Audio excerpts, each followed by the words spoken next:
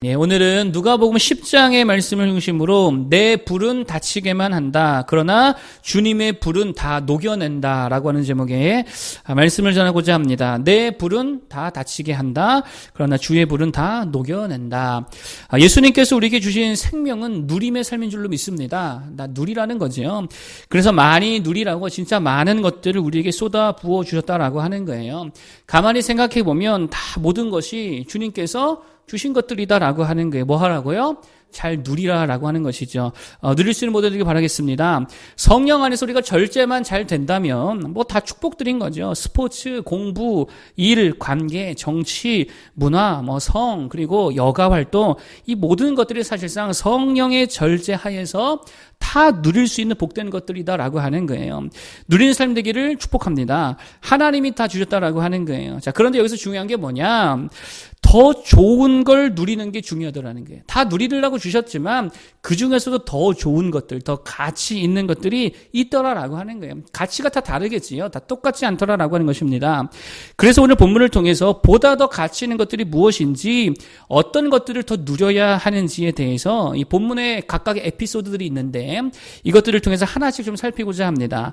자, 첫 번째 에피소드를 통해 알 수 있는 건 이런 겁니다. 힘보다 은혜다라고 하는 거예요. 자, 따라해 볼까요? 힘보다 은혜다. 힘보다 은혜라는 거예요. 먼저 성경의 내용을 간단하게 말씀드린다면 이런 거죠. 주님께서 이번에는 70명의 제자들을 파송하시더라라고 하는 것입니다. 파송하시면서 하신 말씀은 12제자를 파송하실 때와 대동소이했다라고 하는 거예요. 이들에게도 마찬가지로 병 고칠 권세와 귀신을 내쫓는 권세를 주셨다라고 하는 것입니다. 그리고 이들이 다녀와서 70명의 제자들이 하는 말이 뭐냐? 17절인데 이렇게 말하죠. 주여, 주의 이름이면 귀신들도 우리에게 항복하더이다. 자, 그러자 주님이 말씀하십니다. 사탄의 권세가 무너진 것을 나도 보았다. 이 모든 능력을 내가 너에게 주었으니 결코 너희를 해할 자가 아무도 없을 것이다. 그러면서 주님이 이렇게 한 말씀 더 하십니다. 자, 20절인데요. 함께 읽어보겠습니다. 20절 핵심 구절입니다. 한번 읽어보겠습니다. 시작. 그러나 귀신들이 너희에게 항복하는 것으로 기뻐하지 말고 너희 이름이 하늘에 기록되는 것으로 기뻐하라 하시니라. 아멘. 자, 무엇으로 기뻐하지 말고요? 귀신이 항복하는 걸로 기뻐하지 말고 뭘로 더 기뻐해라? 하늘의 이름이 기록되는 것으로 기뻐하라는 거예요. 무슨 말입니까? 쉽게 말하면 이런 거죠. 힘보다 은혜를 더 기뻐하라. 힘 가진 것보다 은혜 받은 것을 통하여 더욱더 기뻐하라. 이런 이야기다라고 하는 거예요. 여러분 잘 보세요. 주님께서 우리에게 분명히 힘도 주시지요. 권세도 주시지요. 지혜도 주시고 능력도 주십니다. 귀신도 내쫓고 병도 고치고 악한 것들로부터 승리하게 하신다라고 하는 것입니다. 이거 다 누리라는 거예요. 우리가 다 누릴 것들이지요. 그런데 힘 생겼다고 기뻐하지 말고 뭘로 더 기뻐하라고요? 은혜 받았음으로 인해서 더 큰 기쁨을 누리라라고 하는 거예요. 은혜가 뭡니까? 하나님의 자녀된 거잖아요. 은혜가 뭡니까? 구원받은 거죠. 은혜가 뭐예요? 죄사함 받은 거죠. 주님 만난 거고 주님 믿는 거고 오늘 이것처럼 예배하는 거고 한마디로 주님과의 친밀한 관계 맺는 거. 그 은혜를 더 누리고 기뻐하고 감사하라라고 하는 게 뭐보다 뭐라고요? 힘보다 은혜라는 거예요. 여러분 성경에 보면 힘은 있는데 은혜가 없는 자들이 되게 많이 등장합니다. 여러분 열왕기 읽어보셨죠? 열왕기서의 대부분의 왕들이 바로 그런 자들이에요. 힘은 있는데 권세는 있는데 뭐가 없어요? 은혜가 없는 자들입니다. 여러분 보세요. 왕이면 뭐해요? 힘이 있으면 뭐합니까? 하나님의 은혜가 없으니까 다 보세요. 망할 놈들이다라고 하는 거예요. 또 출애굽기에 보면 바로 왕 나오죠. 애굽에 이집트의 바로 왕 한번 보십시오. 절대 권력, 절대 군주잖아요. 힘은 무지하게 많습니다. 군사도 무지하게 많습니다. 먹을 것도 무지하게 많고 가진 돈도 무지하게 많습니다. 그런데 뭐가 하나 딱 없어요? 하나님의 은혜 딱 없으니까 어떻습니까? 저 가난한 히브리인들이 안전할 때에 그들은 오히려 10가지 재앙을 고통받고 있더라는 거예요. 아무리 힘이 있으면 뭐합니까? 그 힘으로 자기 장자, 큰아들 하나 지켜요, 못 지켜요? 못 지키잖아요.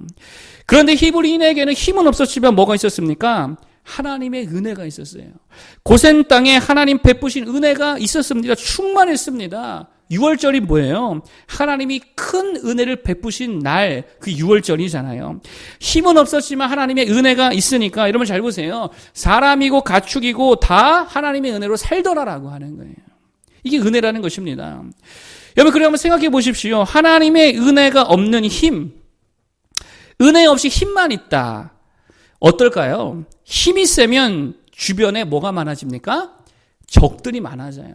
하나님의 은혜가 없이 힘만 강하다. 그러면 주변에 적들만 많아진다는 거예요. 북이스라엘의 왕들이 대표적인 예죠. 하나님의 은혜 없이 힘만 있으니까 대부분의 왕권 교체가 어떻게 이루어집니까?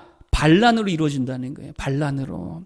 그래 남쪽 유다는 어때요? 하나님의 은혜가 그나마 있으니까 다윗 가문에게 자연스레 이게 왕권이 이어지더라라고 하는 게 무슨 말이에요? 은혜 없이 힘만 있으면 그 별로 좋은 게 아니라는 거예요. 여러분 게다가 은혜 없이 힘만 있으면 잘 보세요. 그 힘으로 살리는 데 씁니까? 보통 그 힘으로 죽이는 데 씁니까? 은혜 없으면 무조건이에요. 그 힘 가지고 남 죽이는 데 다 쓰고 있다는 거예요.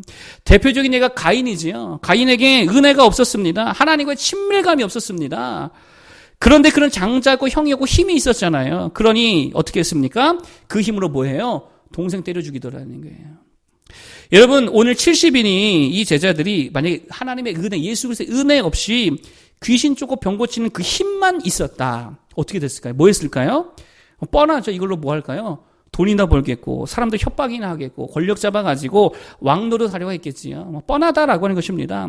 말씀도 마찬가지죠. 이게 일종의 말씀이라는 게 힘이잖아요. 진리가 힘 아닙니까? 보세요. 근데 은혜 없이 말씀이라고 하는 힘, 이 것만 들고 있다라고 한다면 어떻게 됩니까? 이걸로 다 어떻게 해요? 다 정죄하고 다니잖아요. 다 판단하고 다니고 사실 말씀을 다 죽이고 있다라고 하는 거예요. 뭐가 없으면 은혜가 없어서 그렇다라고 하는 것입니다. 그런데 은혜가 있으면 뭐 하더라? 용서하고 이해하고 사람 살려내더라라고 하는 거예요. 여러분 우리도 마찬가지죠. 은혜 없이 돈만 벌잖아요. 어떻게 됩니까? 남자는요 돈만 있으면 은혜 없이 돈만 있으면 바람이나 피겠죠. 여자는요 은혜 없이 돈만 있으면 어떻게 될까요? 사치나 부리겠지요. 그 돈으로 사람들 위해 군림하겠지요. 갑질하겠죠. 그게 뻔하지요. N번방 입장료가 얼마래요? 100만 원이래. 100만 원. N번방 100만 원이래 입장료가. 거기 근데 누가 들어가 있습니까? 돈 없는 서민들 들어가요? 돈 없어서 어떻게 들어가요? 누가 들어갑니까? 100만 원 정도를 유흥비로 아무렇지 않게 쓸 수 있는 사람들. 생각해 보세요. 거기 한 번만 들어갔겠냐고요? 여러 번 갔겠지요? 무슨 말입니까? 은혜 없이 돈만 많으니까 그 짓거리들 하고 있더라라고 하는 거예요. 그러므로 힘만 좋아하지 말고 돈만 좋아하지 말고 뭐를 붙들어야 됩니까? 은혜를 붙들어야 될 줄 믿습니다. 은혜를 더욱더 붙들어야 되는 거예요. 돈 벌지 말자는 거 아니죠. 그것도 주님께 구해서 받아야죠. 누려야지요. 힘과 권세와 능력과 실력을 다 누려야지요. 지혜도 누려야지요. 야망도 누려야지요. 근데 그 모든 것에 뭐가 더해져야 됩니까? 하나님의 은혜가 더해져야 된다는 거예요. 그럴 때에 그 힘 가지고 그 돈 가지고 생명 살리고 그 총이 있으면 그 총으로 사회를 지키고 권세가 있으면 그 권세로 나라를 일으키는 자들이 될 수 있다라고 하는 것입니다. 은혜를 더욱더 사모하고 기뻐하는 모두 되기를 바라겠습니다. 자, 두 번째로 말씀드릴 것은 이런 겁니다. 따라해 보겠습니다. 정보보다 적용이다. 정보보다 적용이다. 예, 정보보다 적용과 실천이라는 거예요. 자, 이제 10장, 누가복음 10장의 두 번째 에피소드인데, 우리가 잘 아는 선한 사마리아인 비유의 말씀입니다. 자, 여기 보니까 한 율법 교사가 주님께 나와서 질문을 하나 하게 되어지지요. 제가 무엇을 하여야 영생을 얻을 수 있겠습니까? 그래서 주님이 대답하십니다. 야, 너는 율법 학자자니 율법에 뭐라고 써 있고 너는 뭐라고 읽느냐? 그러자 그가 대답하죠. 네 마음을 다하여 목숨을 다하며 힘을 다하며 뜻을 다하여 주 너의 하나님을 사랑하고 또 내 이웃을 내 몸과 같이 사랑하라 하셨습니다. 정답을 말했죠. 정답입니다. 그러자 주님께서도 내 대답이 옳도다. 이를 행하라. 그러면 살리라. 라고 말씀하셨다라고 하는 게. 그러자 율법학자가 한 가지 더 질문하더라는 거예요. 뭐라고 질문하느냐? 그러면 내 이웃이 누구입니까? 라고 질문했다는 거예요. 여러분 그런데 이 질문에 대한 예수님의 대답이 좀 이상하더라라는 것입니다. 무슨 말이냐면 율법학자가 물어본 건 뭐였어요? 내 이웃이 누구입니까? 이걸 물었잖아요. 내 이웃이 누구냐 하는 이 정보에 대한 질문을 물어봤다라고 하는 것입니다. 내가 누구를 섬겨야 됩니까? 내가 누구를 도와야 합니까? 누구를 구제해야 됩니까? 누구를 사랑하고 누구를 용서하고 누가 나의 이웃입니까? 이렇게 질문했는데 예수님의 답변은 뭡니까? 다 이야기할 수 없고 37절에 보니까 읽어보겠습니다. 37절. 예수님의 답변이 뭐였느냐? 37절 시작. 이르되 자비를 베푼 자니이다. 예수께서 이르시되 가서 너도 이와 같이 하라 하시니라. 아멘. 누가 나의 이웃입니까? 물었더니 주님이 뭐라 그런다고요? 아니요. 그 뒤에 예수께서 이르시되 가서 너도 이와 같이 하라 하시니라. 여러분 잘 보세요. 가서 뭐 하라는 거예요? 실천하라는 거예요. 이게 주님의 답변이었습니다. 율법학자의 문제가 뭡니까? 이런 거죠. 잘 알면, 누가 나의 이웃인지 잘 알면 그게 의로운 거라고 생각했다는 거예요. 답변 잘할 줄 알면 신앙이 뭔지, 사랑이 뭔지, 용서가 뭔지, 율법학자니까 대답은 얼마나 잘했겠어요. 십자가가 뭔지, 믿음이 뭔지, 거룩함이 뭔지 잘 알고 잘 말하고 잘 이 정보들을 갖고 있으면 그게 의로움이라고 생각했다라고 하는 거예요. 그런데 주님의 관점은 완전 달랐습니다. 정보와 지식보다 뭐라고요? 적용과 실천이라는 거예요. 여러분, 특히 주님이 하신 이 이야기를 들여다보시기 바랍니다. 여기 보니까요, 한 유다인이 강도를 만나죠. 자, 그런데 레위인과 제사장은요, 그냥 지나치더라라고 하는 거예요. 잘 보세요. 범주로 따지면 레위인과 제사장 그룹은 어떤 그룹이에요? 더 많이 아는 그룹이잖아요. 공부한 사람들이잖아요. 지식이 많고 정보가 많은 사람들이잖아요. 말씀을 많이 소유한 그룹이더라라고 하는 것입니다. 그런데 뭐가 없어요? 말씀의 적용과 실천이 없더라는 거예요. 반면에 마지막에 나온 사마리아는 어떻습니까? 범주를 굳이 나눈다. 어떤 범주에 속해요? 못 배운 사람, 잘 모르는 사람, 정보도 없고 지식도 없고 율법도 말씀도 없는 부류입니다. 그런데 그는 뭐 하고 있어요? 실천하고 적용하고 있다는 거예요. 누가 선한 자이고 누가 의로운 자라는 거예요? 적용하고 실천하는 자가 훨씬 의롭고 선한 자라는 것입니다. 이게 주님의 메시지라는 거예요. 뭐 하라고요? 적용하고 실천하라는 거예요. 여러분, 구약 성경에 보면 이런 표현들이 나오죠. 말씀을 묵상한다, 말씀을 읊조린다, 또 말씀을 새긴다, 이런 표현들이 많이 나옵니다. 이거 뭐 하라는 걸까요? 여러분 잘 보세요. 그때는요, 책도 없었지요. 휴대할 책이 없었습니다. 둘만이 뭐 이만 무게가 얼마나 하는데 그걸 어떻게 들고 다닙니까? 책도 없었고요. 스마트폰 없었지요. 들고 다니면서 말씀을 볼 수 없었다라고 하는 거예요. 그러니 뭐 하라는 거예요? 머릿속에, 가슴속에 새겨 넣으라는 거예요. 기억하라는 거예요. 왜요? 목적이 뭡니까? 기억하고 그를 삶에 적용하고 실천하라는 거예요. 이게 목적이라는 거예요. 그 목적 때문에 외우고 암송하고 읊조리고 자꾸 묵상하라고 말씀했다라고 하는 거예요. 그냥 많이 알고 많이 외우고 그게 목적이 아니라는 거예요. 적용과 실천이 목적이었다는 것입니다. 언제가 말했지만 성공하는 사람들의 중요 특징 중 하나가 뭐냐면 사람들의 이름과 그들의 정보를 잘 기억했다라고 하는 거예요. 링컨도 마찬가지고요. 루즈벨트도 마찬가지고요. 이들은요, 손님의 방문이 예정되면 전날 밤에 그 손님이 관심을 가지고 있는 어떤 주제나 그런 것들에 대해서 이렇게 보좌관들한테 받아가지고요, 늦은 시간까지 조사하고 공부하고 그걸 다 외웠다라고 하는 거예요. 그거 왜 그랬을까요? 자랑하려고 그런 게 아니겠지요? 그것을 그 대화 속에 뭐 하려고 그런 거예요? 적용하고 실천하려고 그러는 거예요. 쉽게 말해 써먹으려고 그런 거죠. 예수님도 마찬가지입니다. 마귀에게 시험 당할 때에 예수님이 뭘로 이기셨습니까? 말씀으로 이기셨잖아요. 자, 그런데 여기서 우리 주의할 게 있습니다. 어떤 사람들은요, 마치 주님께서 말씀 자체를 어떤 부적과 같이 사용하신 줄로 알고 있더라는 거예요. 그래서 말씀을 주절주절 외우면 마귀가 떠나가는 것처럼 이야기하더라는 거예요. 근데 그런 게 아니라는 것입니다.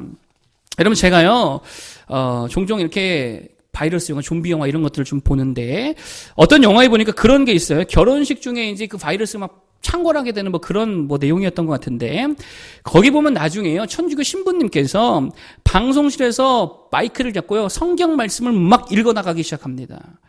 근데 그러자 좀비들이 행동하는 걸 다 멈춰버려요. 말씀 앞에. 그래서 주인공들이 그 사이에 다 탈출하게 되는 그런 이야기였던 것 같아요.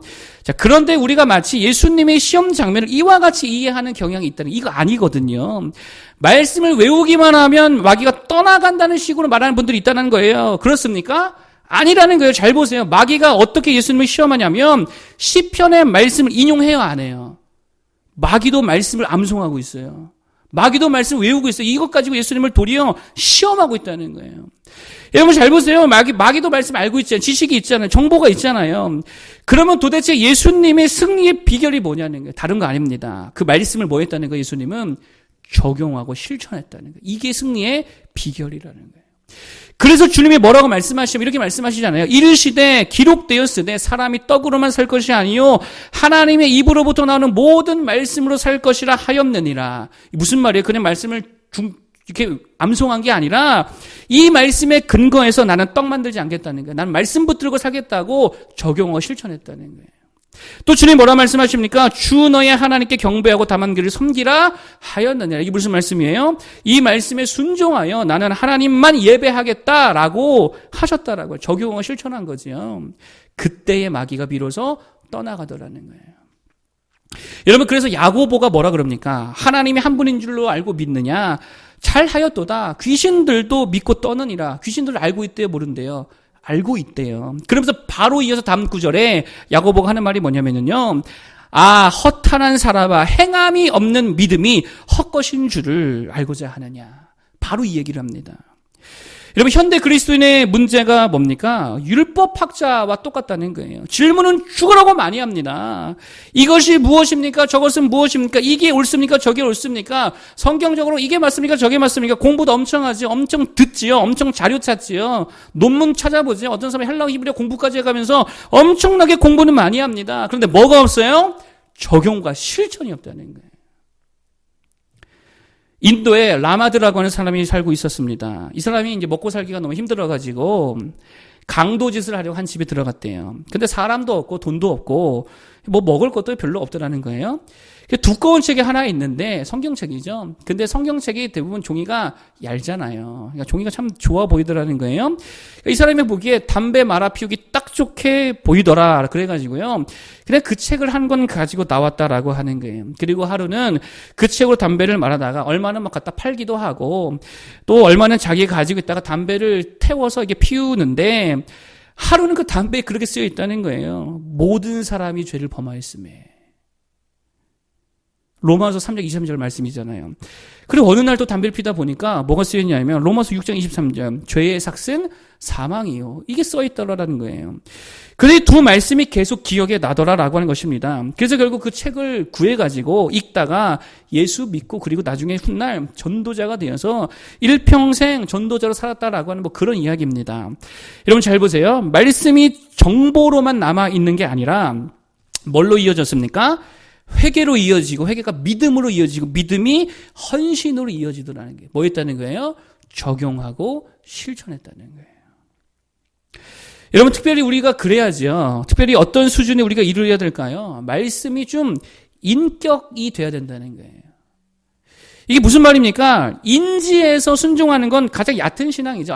하나님께서 이렇게 하라 그랬지. 이게 인지에서 행동하는 거는 가장 얕은 수준이지요. 두 번째는 감동되어서 행하는 거. 이것도 뭐 좋은 모습일 수도 있겠지만 온전한 모습은 아니겠죠. 감동이었으면 일하지 않겠다는 거잖아요. 순종하지 않겠다는 거잖아요. 가장 바람직한 모습은 뭡니까? 말씀이 완전 우리의 체질화가 돼야 된다는 거예요. 그냥 무의식 중에서도 말씀에 순종이 몸에 배어버려야 된다는 것입니다. 툭 치면 섬김이 나오고 툭 치면 용서가 나오고 툭 치면 사랑이 흘러나오고 그게 뭐예요? 인격이잖아요. 정보만 누리지 말고 적용 실천을 정말 누려서요. 내 인격이 하나님의 말씀으로 꽉꽉 채워질 수 있는 모두가 되기를 바라겠습니다. 그 진짜 복된 삶이라는 거예요. 마지막 세 번째 에피소드는요. 마르다와 마리아 이야기입니다. 스토리 생략하고 여기서 말하는 게 뭐냐? 이런 겁니다. 내 불보다 주님의 불이라는 거예요. 뜨거운 불 말하는 거죠. 내 불 말고 누구의 불이라고요? 주님의 불로 일하라는 거예요. 여러분 마르다 마리아 뭐 이야기 다 아시죠? 마르다의 문제가 뭡니까? 쓸데없이 뜨거웠어요. 쓸데없이 뜨거웠습니다. 잘 보세요. 딴에는 예수님 섬기겠다라고 중요한 손님이잖아요. 그러니까 진수성찬 내야 된다고 생각한 거죠. 그래서 뭐 샐러드 만들고 메인 요리 만들고 뭐 송아지 자고 후식 만들고 간식 만들고 평소에 해보지도 않는 이런저런 음식들 준비하느라 되게 뜨거웠다는 거예요. 일이 얼마나 많은지 감당이 안 되니까 나중에는 동생이 도와줬으면 했다라고 하는 것입니다. 그러다가 결국 불평과 원망까지 하게 되어지지요. 뭐가 문제입니까? 불은 불이에요. 뜨거움은 뜨거움인데 누구의 뜨거움이에요? 그냥 내 뜨거움이에요. 내 불이라는 거예요. 그걸로 일했다는 것입니다. 여러분 내 불의 특징이 뭐예요? 아무도 못 오게 하는 거예요. 내 불은요 아무도 근처에 못 오게 하는 거예요. 잘 보세요. 마르다가 뭐 하고 있습니까? 불 내고 있잖아요. 동생에게 왜 안 돕냐고 막 불내잖아요. 심지어 예수님께도 불내잖아요. 예수님이 자꾸 마리아 붙들고 말씀하시니까 예수님이 지금 앞에서 중재해야 되는데 왜 가만히 계십니까? 라고 하면서 누구한테? 예수님한테도 막 불을 내고 있다라고 하는 거예요. 그러니 그 옆에 누가 가겠습니까? 아무도 거기 가지 않지요. 이게 내 불의 특징이라는 거예요. 여러분 그런데 주님의 불의 특징은 뭡니까? 주변으로 다 모이게 하는 거예요. 왜요? 따뜻하니까. 왜요? 밝으니까, 좋으니까. 마르다와 마리아를 비교하기보다는 주님과 마르다를 좀 비교하기 원합니다. 예수님에게 그 불이 있었다라고 하는 거예요. 어떤 불입니까? 말씀에 대한 열정이 있었죠. 그 뜨거움이 있었죠. 하나님 나라에 대한 또 영혼들을 살리고 용서하고 세워주고자 하는 그 뜨거움이 있었다라고 하는 거예요. 그래서 언제나 주님 주변에는 사람들이 옵니까 떠나갑니까? 모였다라고 하는 게 주님의 불은 그런 불이다라고 하는 것입니다. 제가 얼마 전에 이렇게 메모해 놓은 메모가 있었습니다. 설교 준비하다가 그 메모를 이제 오늘 좀 써먹어야 될 것 같아서 제가 이제 기록을 했는데요. 제가 어떤 책을 읽다가 혼자 끄적된 메모인데 이런 문구입니다. 불은 단지 뜨겁기만 한 게 아니다. 불은 이질적인 요소들을 녹여내어 하나가 되게 하는 것이다. 자 보세요. 불은 뜨겁기만 한 게 아니에요. 불은요 이질적인 요소를 다 녹여서 뭐가 되게 한다고요? 하나가 되게 하는 거예요. 여러분 녹여내어서 하나가 되게 하는 거 이게 주님의 불이라는 것입니다. 자 오늘 예수님을 보세요. 거기에 마리아만 있었겠습니까? 제자들도 있었겠지요. 동네 사람도 있었겠지요. 친척과 뭐 친구들도 있었겠지요.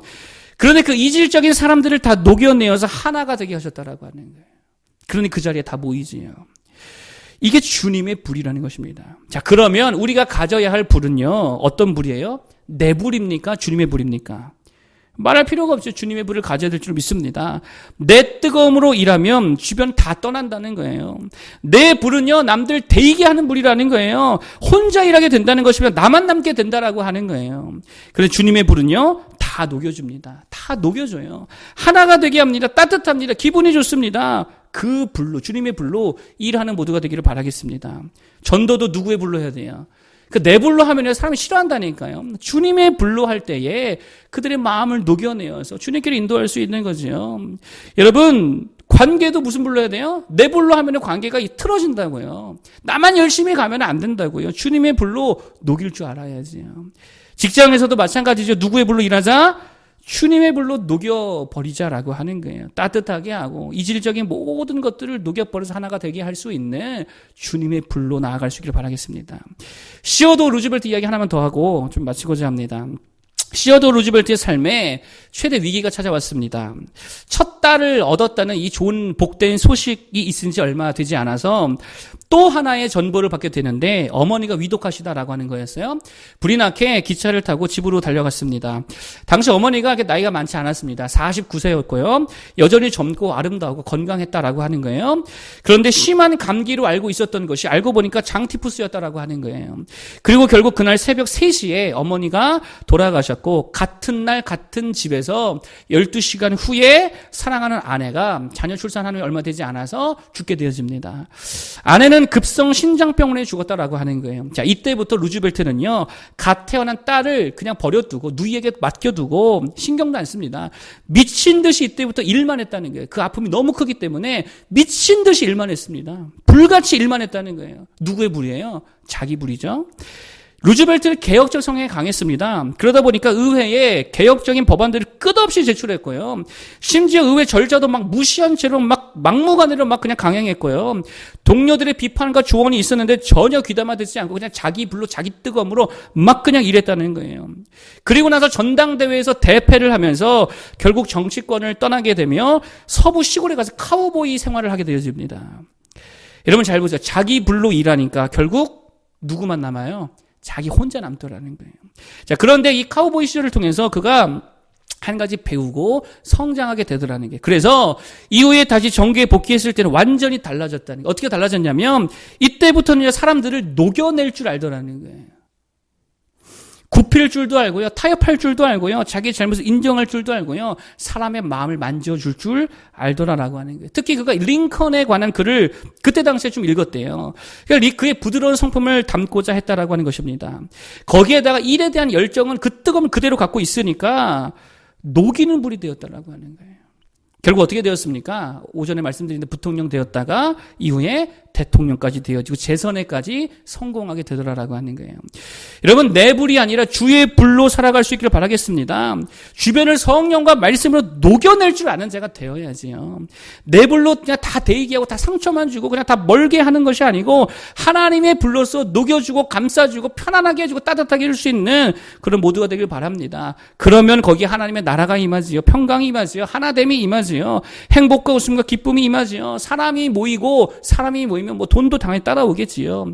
그러니 내 불로 살지 말고 주의 불로 살기 바랍니다. 내 불로 살면 뻔하집니다. 다 떠나갑니다. 불에 데이고 상처만 주게 된다는 거예요. 내 불 버리고 주의 불로, 그리스도 예수의 불로 살아가는 우리 모두가 되기를 바라겠습니다. 자, 오늘 세 가지를 말씀드렸습니다. 우리가 정말 진정으로 누려야 될 게 뭐냐? 첫 번째, 힘보다 은혜더라라 그랬죠. 힘도 돈도 지혜도 누리긴 누려야 됩니다. 주님 주시는 거니까. 그러나 그 모든 걸 위해 뭐를 더하자고요? 은혜를 더할 수 있기를 바라겠습니다. 그러면 그걸로 모든 것들을 살려낼 수 있다는 거예요.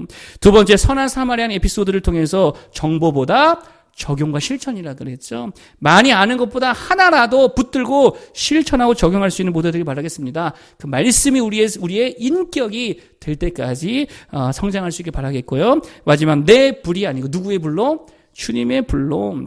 내 불은 남 상처 주고 데이게 한다 그랬죠. 그러나 주님의 불은 모든 이질적인 걸 다 녹여내는 그런 불이 된 줄로 믿습니다. 그걸로 하나 되게 하고 따뜻하게 하고 주변에 많은 사람들을 모이게 하여서 하나님의 나라를 임하게 하는 복된 인생 다 될 수 있기를 간절히 축복합니다. 자.